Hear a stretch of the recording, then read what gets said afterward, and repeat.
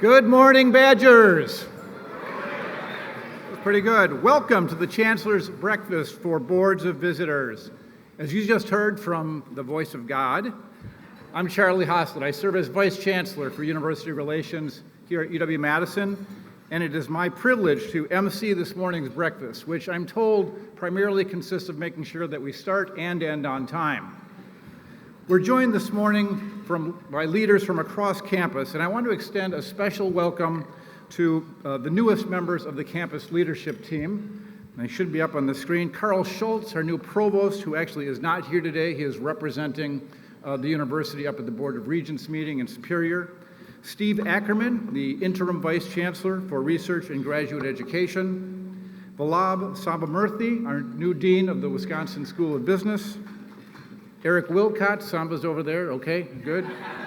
Eric Wilcott, interim dean of the College of Letters and Science, and Christina Olstad, our new dean of students.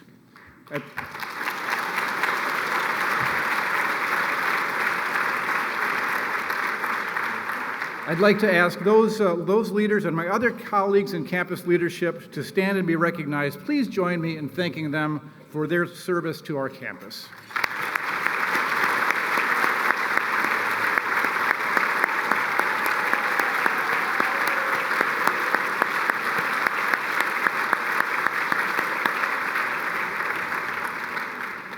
And now, please join me in welcoming another key leader for the institution, Chief Alumni Officer and Executive Director of the Wisconsin Alumni Association, my friend Sarah Schutt.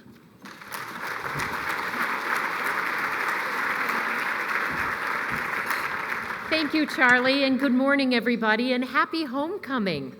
It is wonderful to have you all here, and thanks for getting up early and joining us for breakfast. I have the great pleasure now of introducing our Distinguished Alumni Award winners. The Wisconsin Alumni Association has been presenting the Distinguished Alumni Awards for more than 80 years. And as many of you know, we typically do this at the annual Chancellor's Lunch, but because of the Jewish holidays this week, we moved to the breakfast this morning. However, mark your calendars, scheduling note for next year, we will be back to doing a lunch next year, but not on homecoming. Mark your calendars for Thursday, October 8th, when we will meet again over the Chancellor's Lunch. It is not homecoming, but it'll be an incredibly festive weekend. Many of you might already be planning to come back and celebrate the contributions and generosity of alumni and donors as we celebrate our Always Forward comprehensive campaign next year, and that celebration will be on Friday, October 9th. That will be followed by what we are now calling Megagate, a massive tailgate the following day to celebrate the Badger football game. So again, mark your calendars. But now, back to today's celebration, the 2019 Distinguished Alumni Awards.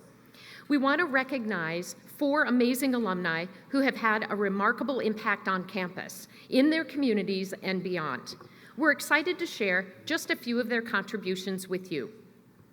First, I'd like to recognize Phill Gross. Phill is a co-founder and managing director for Adage Capital Management, a Boston firm that manages some $30 billion in assets. Phill is a true champion of the underrepresented. He and his wife, Liz, made a major gift to the Chancellor Scholarship and have supported numerous other diversity initiatives.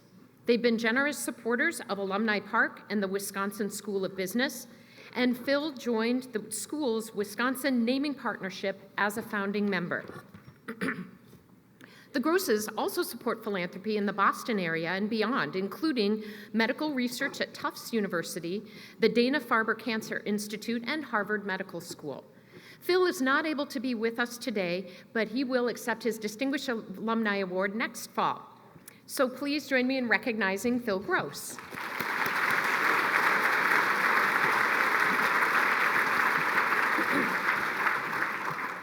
Next, I'd like to recognize Jill Soloway.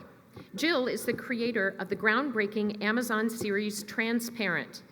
This popular comedy explores issues of gender identity through the lives of a complicated American family. Transparent received 2 Golden Globes and 8 Emmy Awards, including 2 for Jill's directing. Jill has been a writer or executive producer on numerous television shows, a feature film, and several plays, and has written 2 memoirs. Jill has taken the time to return to campus to speak with students who want to pursue careers in film and television, and Jill is an activist for the LGBTQ community.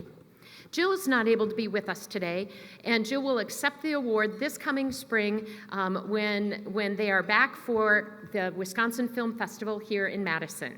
So please join me in recognizing Jill Soloway.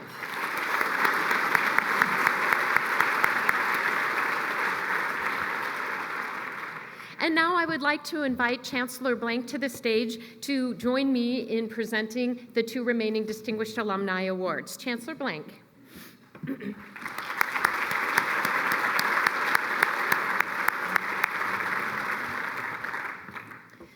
First joining us, I would like to recognize Diane Endres Ballweg. Diane.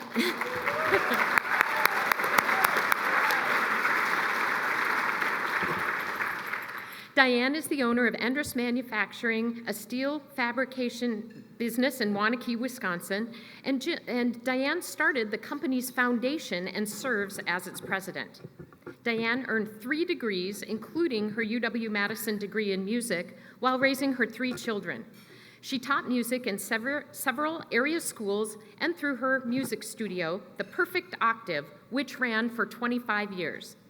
She earned her private pilot's license in 1997, and she has shared her love of aviation as an instructor and the founder of the aviation program at Edgewood High School in Madison. A member of the Bascom Hills Society, Diane has made substantial gifts to the UW's Mead-Witter School of Music, the School of Human Ecology, and other campus units and initiatives. Diane recently provided 2 Steinway grand pianos for the UW's new Hamel Music Center. Diane's generosity extends to many other institutions and causes, including Madison's Overture Center, the Madison Symphony Orchestra, the Road Home, and the new Madison Youth Arts Center project. She also serves on the board of the UW-Madison School of Music, as well as on the National Committee for the Performing Arts at the Kennedy Center in Washington, D.C. Soyeon Shim, Dean of the School of Human Ecology here at UW, says that no one word can describe Diane, but leader might come close. She especially appreciates how often Diane is at the forefront of new initiatives, providing ideas and insights based on her wealth of experience working with community organizations. Diane, it is with tremendous appreciation for all that you've done for our campus and the community that we offer you this 2019 Distinguished Alumni Award. Congratulations.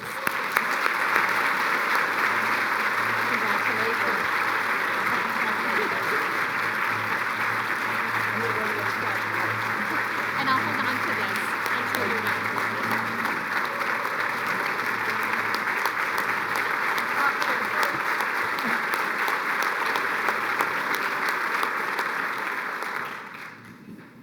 Okay, you're going to make me cry. So thank you. I think I'd like to hire you to give my eulogy speech. I was told that Becky's really strict about talking for only 2 minutes, so I have to talk really fast. But then 2 people didn't show up for their awards, so she said I could have their minutes.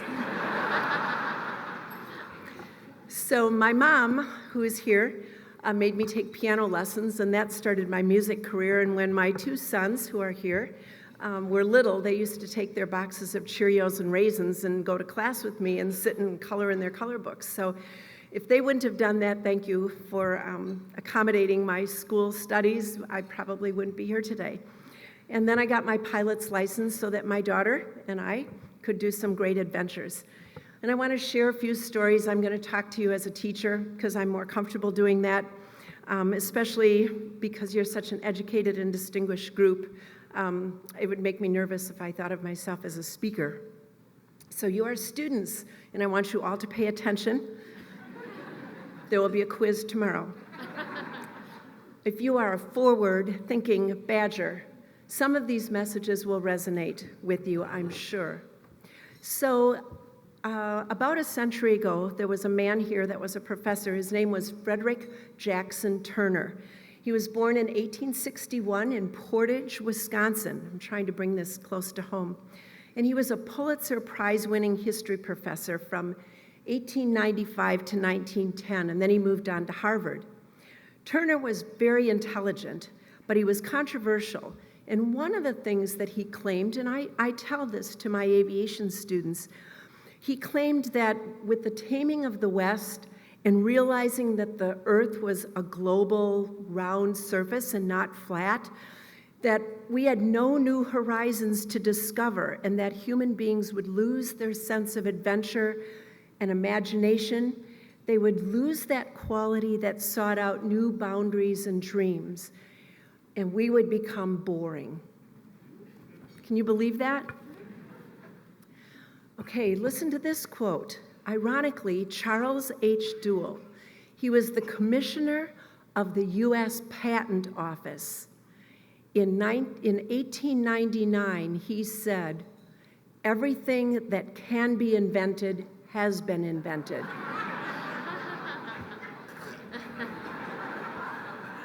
You would have expelled him. And then, 4 years later, the Wright brothers came along.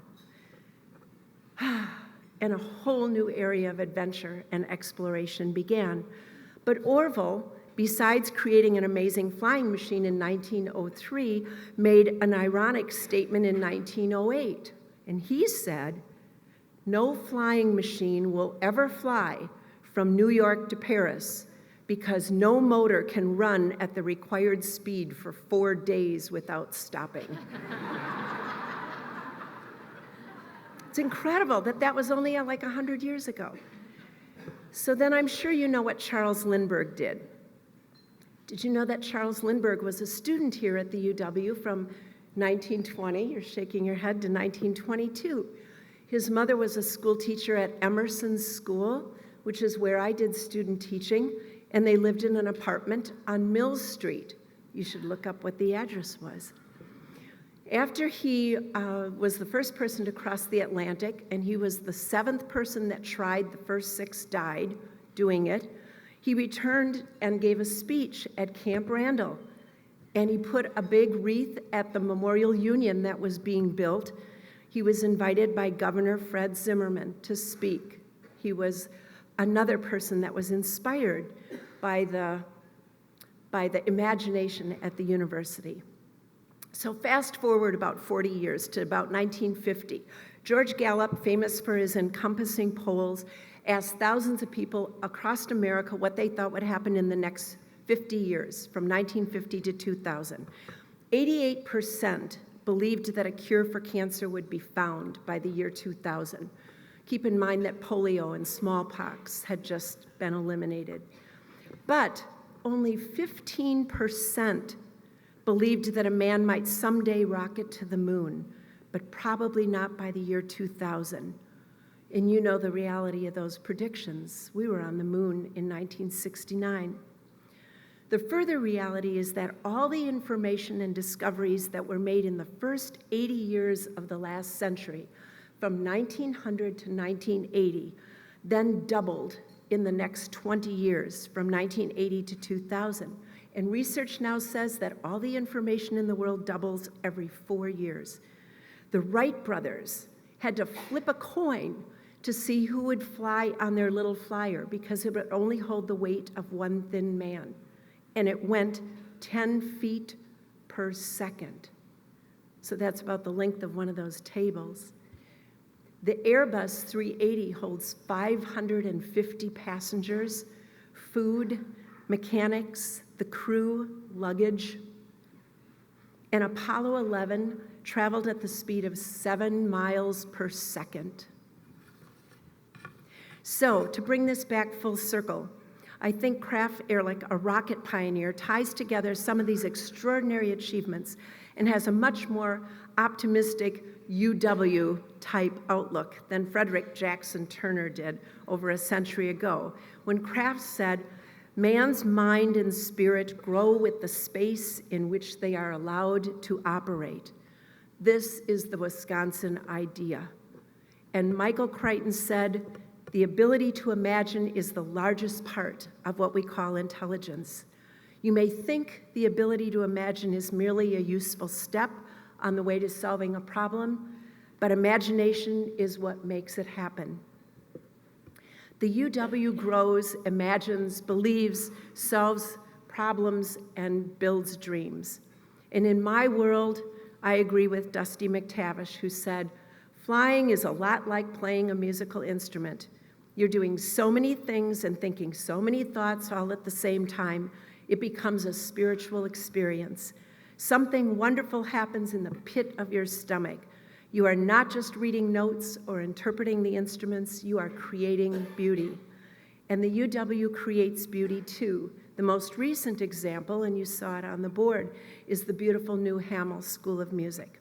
So in conclusion, I want to give a message particularly to Becky, that I read a fact very recently that if you went walking down the street randomly, statistically, you would have to shake hands with 5,623 women before you would shake hands with a female pilot.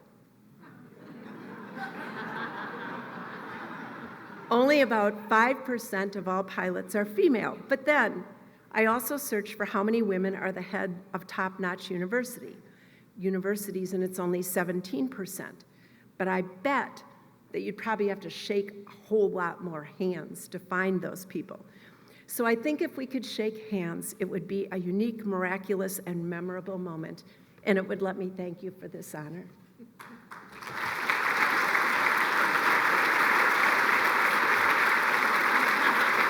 Thank you, Diane. Congratulations.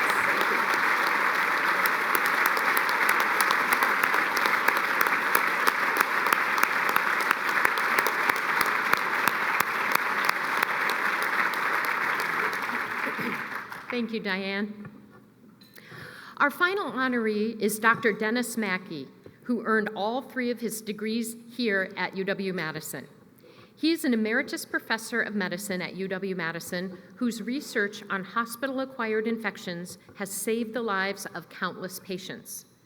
After doing postgraduate training at Harvard and the Centers for Disease Control, Dennis returned to campus, where he has served in multiple roles at UW Health over the last 46 years.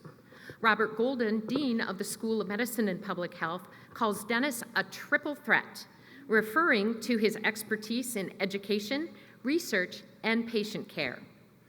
According to his fellow physician, David Andes, Dennis's outreach is unsurpassed by anyone in the school's history, and he's won more than a dozen teaching awards. A 1958 graduate of Edgar High School in Marathon County, Dennis personifies the Wisconsin idea. He has visited virtually every hospital in the state and has held visiting professorships throughout the world. His more than 370 research papers provide the basis for most of the infection prevention techniques used in hospitals around the world. A member of the Bascom Hill Society, Dennis has given to many areas of campus, including the medical school, the Always Forward campaign, and the Great People Scholarship. He and his wife, Gail, have also given to many local charities, including Access Community Health Centers, Madison Area Urban Ministry, and the Wisconsin Medical Society Foundation. Dennis has been a consultant to the Centers for Disease Control, the NIH, the FDA, the U.S. Department of Health and Human Services, and the United Kingdom National Health Service. A recipient of a UW-Madison Hilldale Award, he was named a Wisconsin Medical Alumni Association Distinguished Alumnus in 2009. Dennis, we are deeply honored to present you with this year's 2019 Distinguished Alumni Award. Please join me in congratulating Dr. Dennis Maki.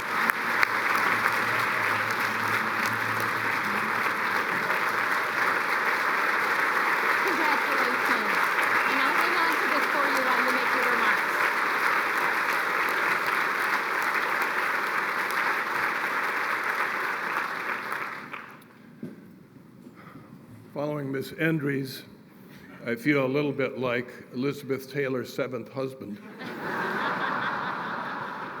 I've got a pretty good idea what I need to do, but to make it interesting is going to be the challenge.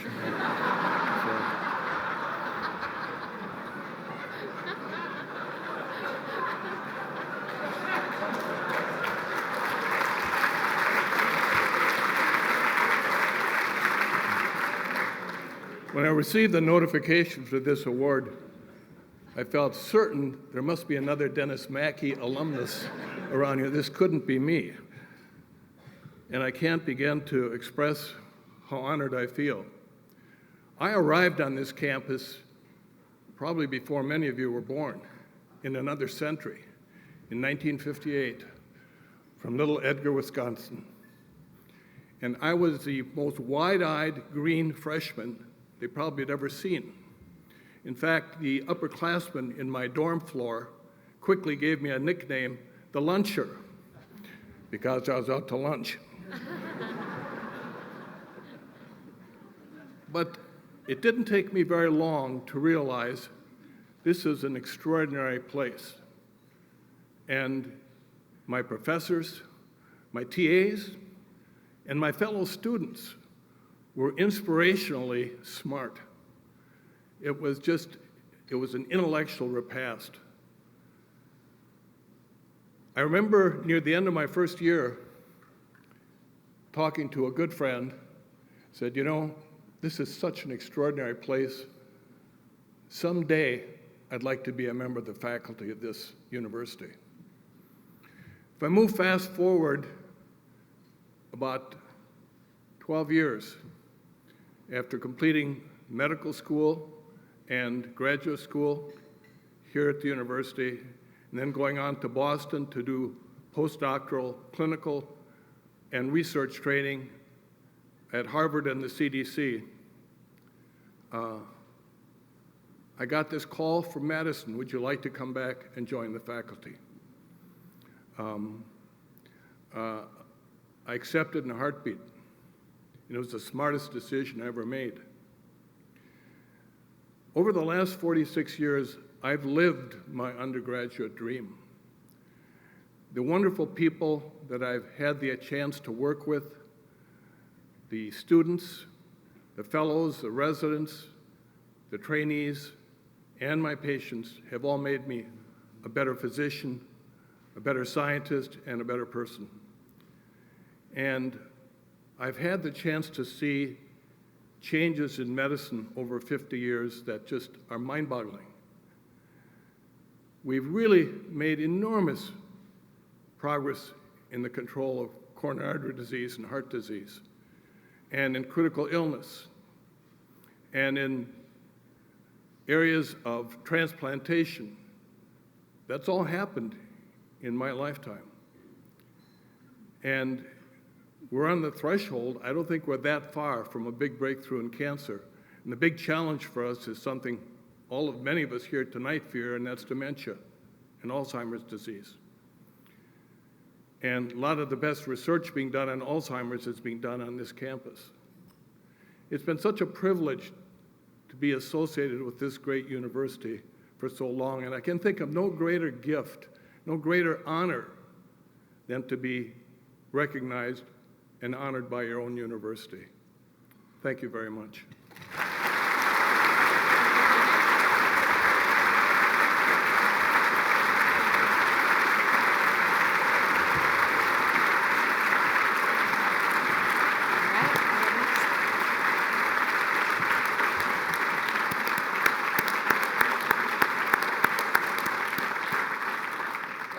Thank you, Dennis, and congratulations once again to our Distinguished Alumni Award recipients. Now I would like to invite Chancellor Rebecca Blank back to the podium for an annual tradition, the Chancellor's State of the University Address. Chancellor.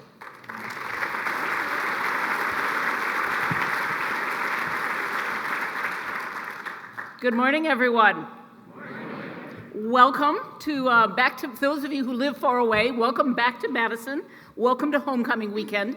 It is great to see all of you, and particular congratulations and thanks to our two Distinguished Alumni Award winners for everything that you've done in many years here in the community and here at the university. The whole four are an impressive group. You heard Sarah mention that the end of our Always Forward fundraising campaign is coming next year with a mega gate. And when we opened this campaign 4 years ago with the goal of raising $3.2 billion, there was more than one person who told us we were being a little bit crazy and way too ambitious. Well, I'm delighted to tell you that they were wrong. With more than a year to go in this campaign, we're at 99% of our goal. That is great news.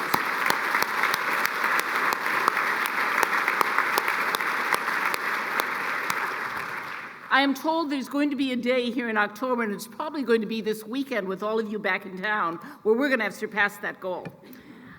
We're not going to stop because of that.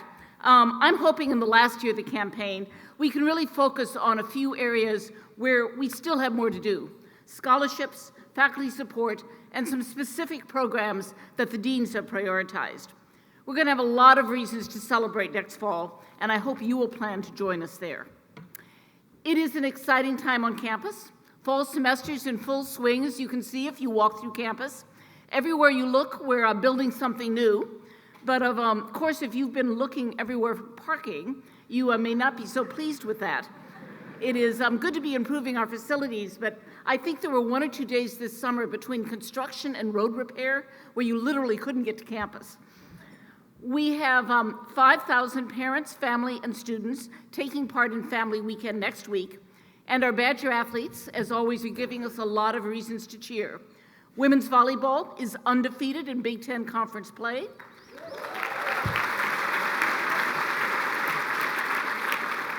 Our national champion women's hockey team is again ranked #1. Men's hockey has some great new recruits and is looking good. And I suspect that more than a few of you are pretty excited about our undefeated Badger football team. And I hope to see you on Saturday. But it is time, Diane said there'd be a quiz tomorrow. That's not right, there's a quiz today.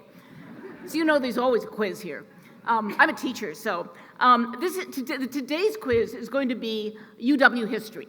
All right, so I'm going to see how much you guys know. There are 5 questions in this quiz, and you can count on your fingers if you don't have paper in front of you as you come up with these answers. So here's question number 1. What famous Badger turns 80 in 2020? What famous Badger turns 80 in 2020? If you've been reading your Flamingo, you know the answer to that. Number 2, this year, we celebrated the 150th anniversary of what milestone at the university? Some people know. Hopefully all of you know. It's what happened in 1869. Number 3, long before the UW crest became our primary logo, which wasn't until the 1990s, UW used a seal with a Latin motto inscribed on it. In fact, the first president of UW, John Lathrop, proposed that Latin motto, which is still used in many places around campus. What is UW's Latin motto? Question number 4. If that was hard, this is an easy one. Which UW chancellor was the first female chancellor in the Big Ten? And question number 5, for all of the sports fans in the audience, in all of history, how many total times have the Badgers played in the Rose Bowl? I've got a hint. You might have to use your toes to count that one. All right, as always, for those of you who aren't very good at your history, there is 1 extra credit point. Now, in the past, we've given extra credit if you arrived wearing red, but that didn't work. As you can see looking around you, there are a whole bunch of people who didn't get the message. So this time, we're going to use a little peer pressure. You get an extra credit point if the person sitting to the right of you is wearing red.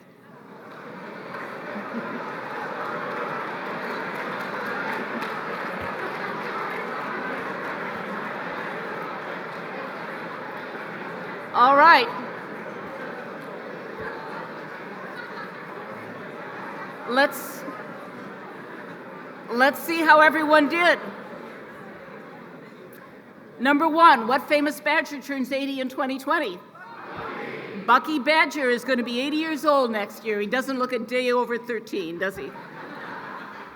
Question number 2, what 150th milestone are we celebrating? The first class of graduating women at UW graduated in 1869, and we've been celebrating that all year.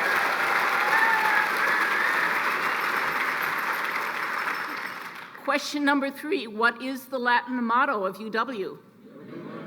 Numen Lumen. Now, I'm not going to ask you what it means. There are some, I've been told, who say it actually has no Latin meaning, but President Lathrop's interpretation was the following. Listen very closely.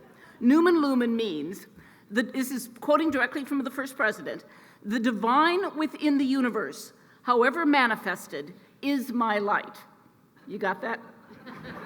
You can see why we use the crest. Question number 4, which UW Chancellor was the first female Chancellor in the Big Ten? Donna Shalala. I hope you all got that right. And question number 5, this is probably hard for a few of you. How many total times have the Badgers played in the Rose Bowl? 9. 9. It wasn't just the 90s and the 2000s. All right, how many of you actually got 5 points and extra credit, got 6 points? Anyone out there? I can't see anything with these lights down. Hopefully there are a number of you raising your hand. How about 5 points? All right, you guys did really well. 4 points? 3 or less? You're gonna have to study your history. All right, I want to move on to share some good news from around campus. And here are 5 top headlines of things happening on campus. Number 1, we just welcomed the largest class of new faculty in 15 years. 147 outstanding teachers and researchers, scholars from nearly every field that you could mention. And it's the faculty that make this place a first-rate university. We've got some wonderful young new teachers and educators here on campus, and it's just great to have all that new energy coming into campus. Headline number 2, in addition to welcoming one of our biggest classes of new faculty, we have also welcomed the largest freshman class in history. 7,500 students selected from a record-setting 44,000 applicants. That's good news.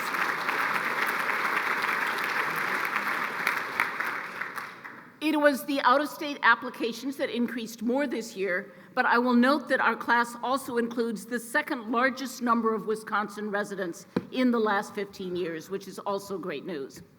We had a bit of an enrollment surprise this year. It's one reason our class is so large. And this is largely good news, but we did have to scramble a little.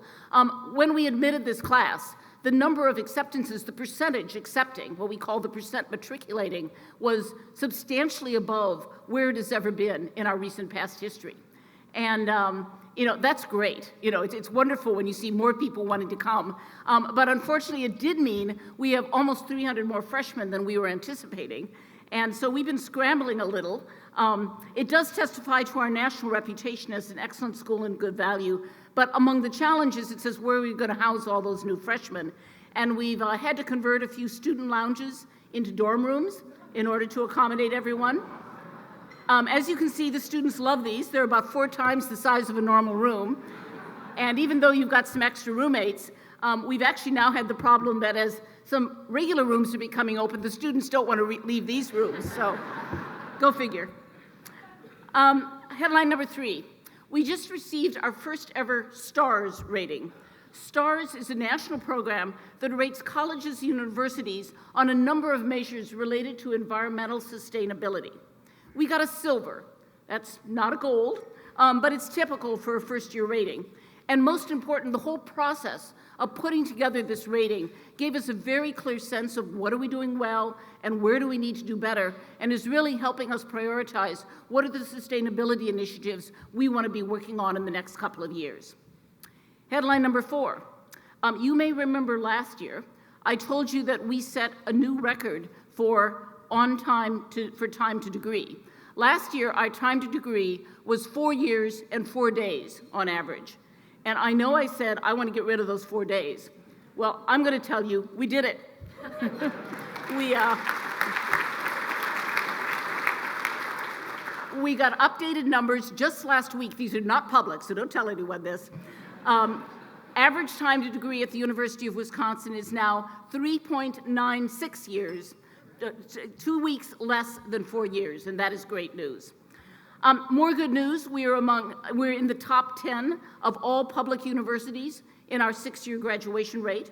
And as our classes have grown, we're also graduating record numbers of students. And what's particularly important here is that we're improving time to degree, we're improving graduation rates, we're improving our educational outcomes, even at the same time that we've grown class size a little bit.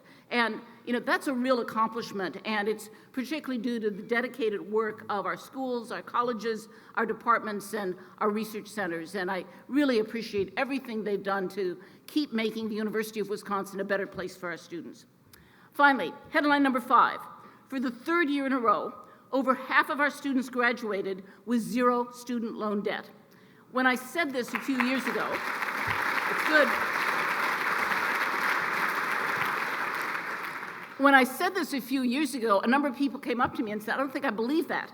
So I'm saying it to you again. Last year, 54% of our graduating class graduated with 0 debt. And of those who do take out student loans to pay them off, our default rate dropped again last week. It is just a little over 1% of those students from Wisconsin who at some point in the future don't repay their loans. That compares to a 10% default rate nationally. And that really confirms that our students are both highly responsible, we all know that, and they're landing great jobs and having no difficulty paying off the level of debt that they acquired. So we're marking some big successes, but at the same time, we have to be mindful that the environment around us, higher education in general, is undergoing a time of substantial change, and we need to change with it. And that means providing more flexibility for our traditional residential students and how they go through this university. It means better access, and it means looking at some alternative ways to deliver education. So let me tell you about a few innovations that we are working on. Last year, I told you about a new program we just launched to make UW-Madison more affordable to low and middle income families here in the state of Wisconsin. That program is called Bucky's Tuition Promise, and it makes the following promise.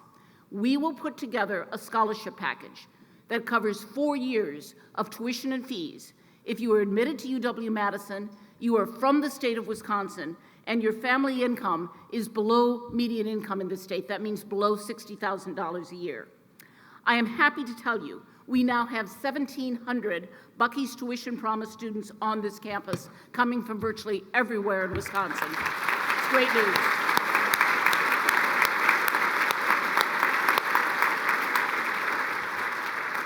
I want to tell you about one of those students. This is Mackenzie Smith. Is she up there? No, there she is, Mackenzie Straub. She grew up in Door County.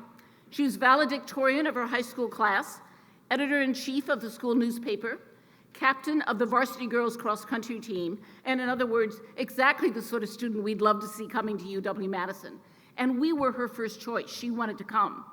But in her junior year, her dad passed away, and it didn't look like her mom was going to be able to afford tuition, and there was no way to bridge the gap, even with the scholarships that she had qualified for.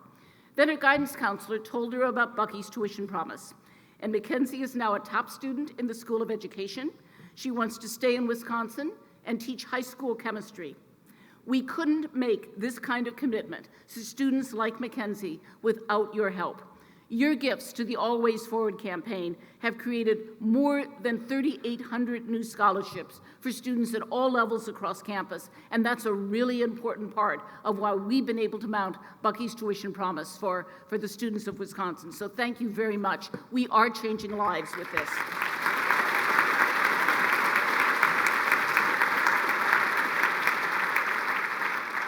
We're doing some things innovative on the educational front as well.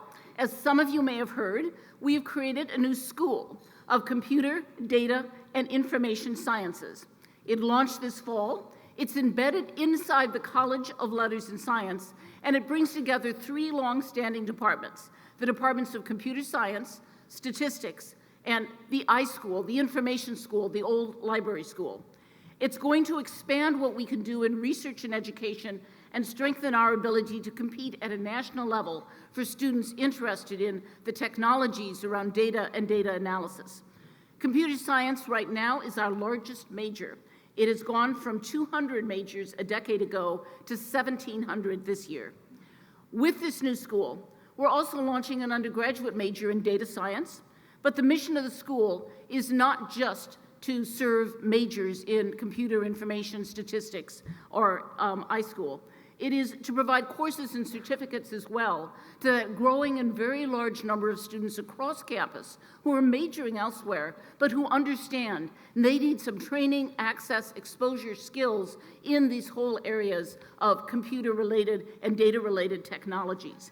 And I'm very excited about the opportunities at this school and what it is going to do, not just for those 3 departments, but for our expertise across campus in helping faculty, helping students better use all of the tools that are at their fingertips. Lastly, if I'm talking about innovations, I have to mention online education. We are primarily a residential university. That's not going to change in the near future. But giving people some online options expands our university and allows us to serve people who we couldn't otherwise be able to serve. This is particularly important as the demographics of this state and the entire Midwest shift, and we have fewer high school graduates and more people in their 20s and 30s who understand they need further credentials and a college degree, but didn't quite complete that. Maybe they have some college credits, but not a degree. So we're now enrolling in the very near future for our first new online degree program that is going to launch next fall. It's called, we actually don't have a title for it, it's basically personal finance, and it might get named something that's a little closer to the jobs that it leads to. Personal finance is one of the hottest majors nationally. We have the #2 program in the country in our School of Human Ecology. And I want to congratulate Dean Soyan Shim and the Personal Finance Advisory Board in the School of Human Ecology for their leadership in helping us launch this new program. I hope it's going to be the first of many. So thank you very much.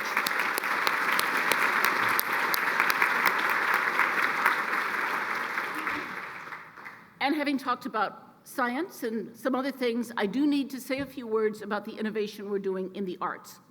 At Convocation last month, we asked the new freshmen who'd been involved in various activities to stand up. About 3/4 stood up when we asked who's done community volunteer work. About 2/3, 3/4 stood up when we said who's been involved in some form of sports. But when we asked about theater, art, music in high school, virtually every person was on their feet. No matter what their majors, we want our students to appreciate and to be involved with the creative arts while they are here on campus. Our art major is growing. Our dance major is the largest it's been in 10 years. The Chazen Museum just became the only museum in the country to open its doors 12 hours a day, 7 days a week. And 2 weeks ago, as Diana mentioned, we had the first celebration of our stunning new Hamill Music Performance Center to be used by the Mead-Witter School of Music. If you haven't been there, you've got to stop in. The building is right next to the Chazen on University Avenue. It has a lovely concert recital hall. It has great rehearsal space, and is going to open up a whole new world of possibilities for our music students. Better still, rather than stopping in, actually, if you're anywhere in the area, come to a concert in the near future. I know a lot of people in this room donated to help us build and open this beautiful new building, and I thank you for that and invite you all to stop by to see it. Finally, we have some exciting growth and changes in our research enterprise. You all know that UW-Madison is a research powerhouse. We spend $1.2 billion a year on research on this campus. Last year alone, we launched 800 new federally funded projects. But if you're in the research field, you have to be nimble, you have to be thinking creatively to constantly stay on the leading edge. And let me tell you how we're doing that. I've already mentioned our new School of Computer, Data, and Information Science. This past year, we've also launched a new cross-campus research center, the American Family Insurance Data Science Institute. It's designed to bring together faculty from across campus, with particularly graduate students from across campus, to collaborate on research on areas like artificial intelligence and robotics. It will complement our new School of Computer, Data, and Information Sciences and be a resource for faculty in virtually every field as they work with ever more complex data questions. Our second major research innovation is the Cluster Hire program. I mentioned this program last year as well when we were just starting it up. A cluster is a joint hire of 3 to 4 faculty who work on a similar scientific issue but look at it through different disciplinary lenses. So the idea is to build strength across the university in multiple fields to build interdisciplinary strength that lets us address questions in more holistic ways. And we've made really exciting progress on the clusters. We have 16 new research clusters approved, focused in many different areas, including freshwater science, better treatments for diseases like Parkinson's, or building UW into a national center for expertise on modern Arab politics and society. We are ultimately hoping to hire at least 60 new faculty in our clusters.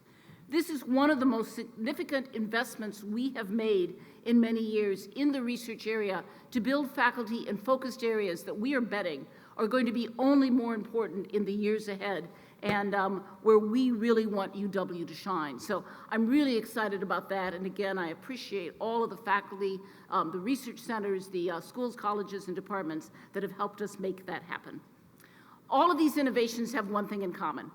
They leverage our most powerful long-term competitive advantage at UW, a culture of collaboration that encourages and rewards creativity, risk-taking, and curiosity.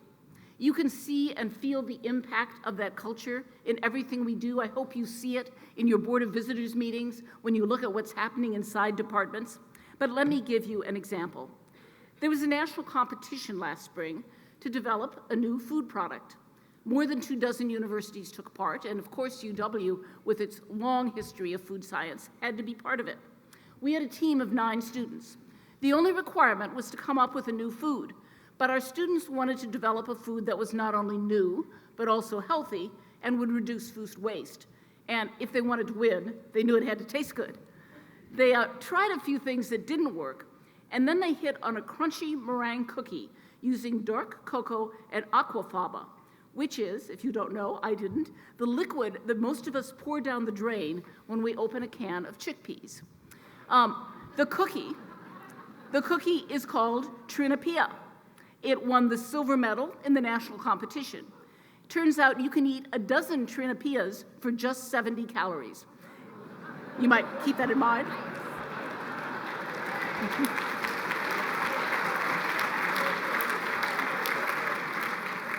And did I mention it's chocolate as well? It's not on the market yet, but keep your eyes open for it.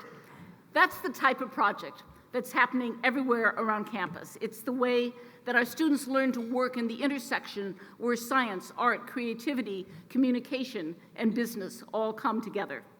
Now, no Chancellor report would be complete without a mention of the budget. You all have your latest budget and brief on the table in front of you. I know you'll want to go home and read that. Governor Evers signed a 2-year state budget in July that contained mixed news for us. On the not-so-good side, we got very few new dollars from the state for education. The legislature gave the system, the whole system, less than we would have received simply to keep up with inflation. And they continued our tuition freeze. We're now facing 8 years of frozen in-state tuition. Our in-state tuition is about $9,500. That means we have to make up the difference with other forms of investment dollars. On the good news side, however, the capital budget is outstanding. We won approval for 5 of our major project requests, the biggest of which is the expansion and renovation of the School of Veterinary Medicine.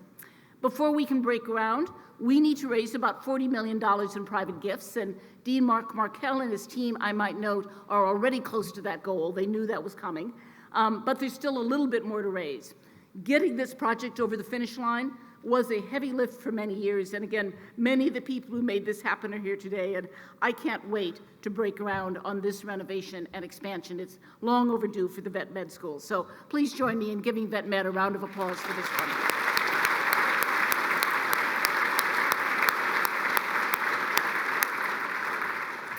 I'm going to end with one last piece of good news.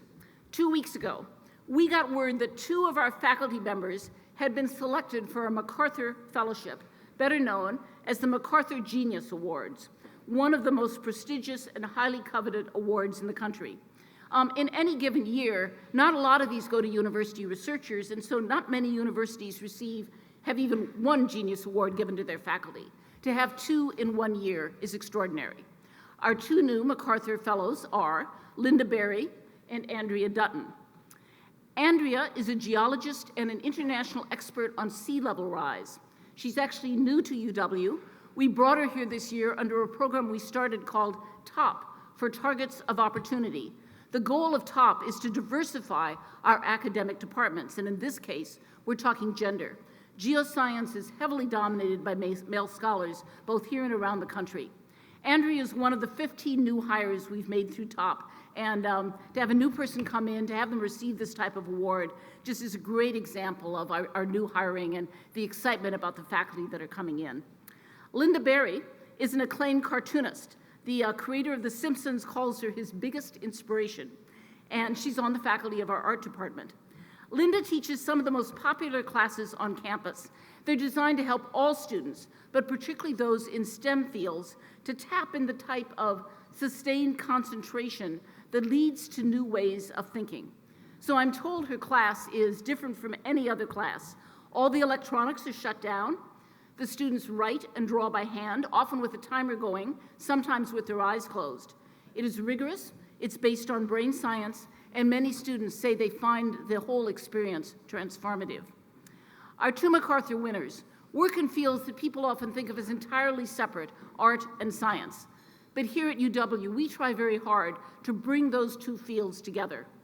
My job is to ensure that Linda and Andrea and the 2,138 other outstanding faculty on this campus can continue to change lives with their research and continue to open up whole new ways of learning and thinking with their teaching. That's a tall order, but fortunately, I don't have to do it alone. I want to thank all of you for your dedication to the University of Wisconsin and for the many, many ways in which you support our university and our students and continue to make us one of the best public institutions in the country. I hope to see all of you at the game tomorrow, and on Wisconsin.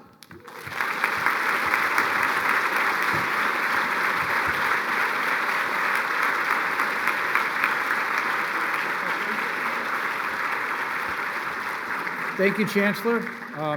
We have time for a couple of questions. Can we bring up the house lights? Up so we can see. Can't see any of you right now, so See Peter? questions. We've got a couple of people with microphones. If you've got a question, just raise your hand or... Yeah. That's the mic. Any questions? Wave your hand. Right in the front row. Who's? Going here. Yeah, over here. Got it, Craig?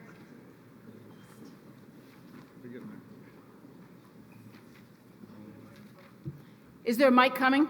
Yep. Yeah, good. Thank you very much, Chancellor. I'm Steve Morrison. I'm on the International Division Advisory Board. My question is, what's the impact on intake of Chinese and other foreign students as a result of Trump administration migration policies? So few of our foreign students are staying in the U.S. It's very difficult for foreign students to do this year. It is one of the things that I think for this country's long-term competitiveness is quite foolish, is we train these students wonderfully and then send them away from the country even when they want to stay. We have had very little decline in our applications of Chinese students or other international students, and have had no problem continuing to attract really top students. I know that not all schools have experienced that, and I don't take it for granted that we will continue to be in that fortunate position. I will say that I have asked our admissions office to put more time and energy into, like many, many schools, when suddenly we had a wonderful group of students from China. To be honest, we stopped recruiting as hard from some other parts of the world, and that we should never have done that. And so we're back really trying to work harder in Latin America, in other parts of Asia, in Eastern Europe, because we do need a diverse group of international students coming. But the short answer so far is that we at least have seen not very much impact on our incoming student body or our applicants. A lot of other schools have. It may be coming to us in the years ahead.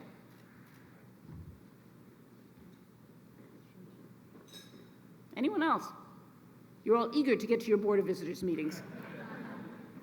Okay. All right. Well, Thank you, all. Chancellor. Thank you all for attending. To end our time together, I'd like to ask you all to stand. We're going to ask Sarah to lead us in the singing of Varsity.